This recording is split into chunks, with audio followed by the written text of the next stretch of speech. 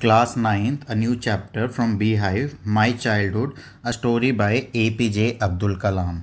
This chapter, My Childhood, is based on the theme that our life is shaped by our experiences and the people around us. Kalam's childhood experiences, inspiring and loving parents, supportive friends, and dignified teachers instilled great values in him that he rose to become one of the greatest scientists in the world. Let's come to the autobiographical account of Abdul Kalam now. Abdul Kalam was born in middle class Muslim family in Rameshwaram. He had three brothers and one sister. His father was a generous and wise man. His mother was a hospitable lady. They lived in an ancestral house on the Mosque Street. Means Abdul Kalam was born in the town of Rameshwaram to father Januluddin and mother Ashiyama. And father was not much educated, but he was quite wise and generous. Mother was a kind and a generous lady who fed a number of people daily. His father lived a simple life but provided all necessities to children. His parents were neither much educated nor rich, yet they were generous and kind. Many outsiders ate with the family every day. Kalam inherited the qualities of honesty and self discipline from his parents.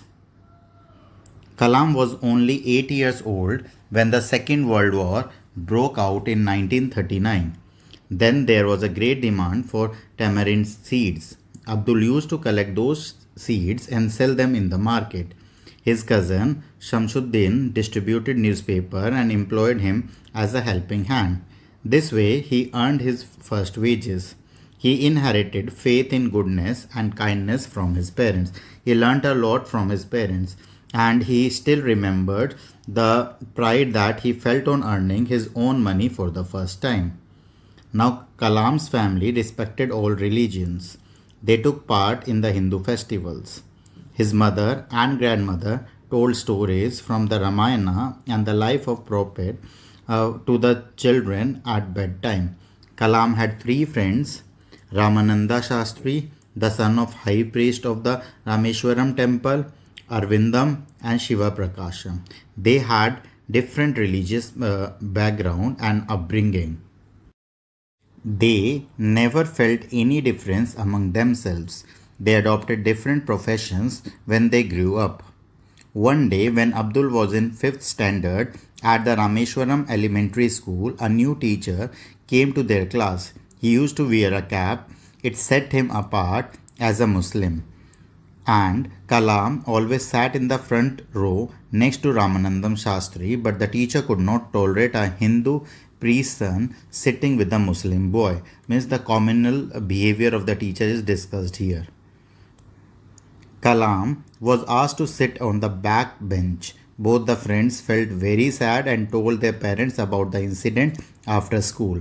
Ramananda's father called the teacher and told him not to spread the poison of communal hatred and social inequalities in the mind of innocent children. He told the teacher to either apologize or leave the school and city. The teacher apologized and reformed himself.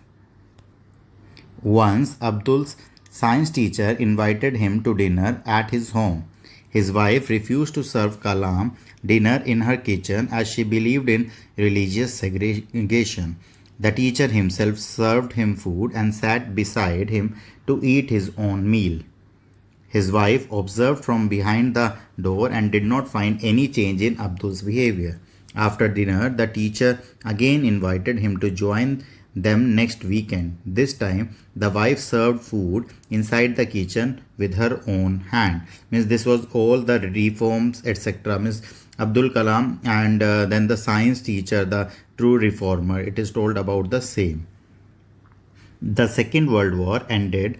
Kalam asked his father to permit him to go to Ramanthapuram to study. His father knew that Kalam would have to go away to grow up, and so he permitted him.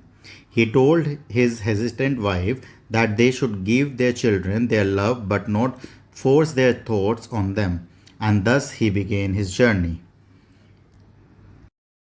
Once you decide to change the system, such problems have to be confronted. and this sentence refers to the religious differences among people.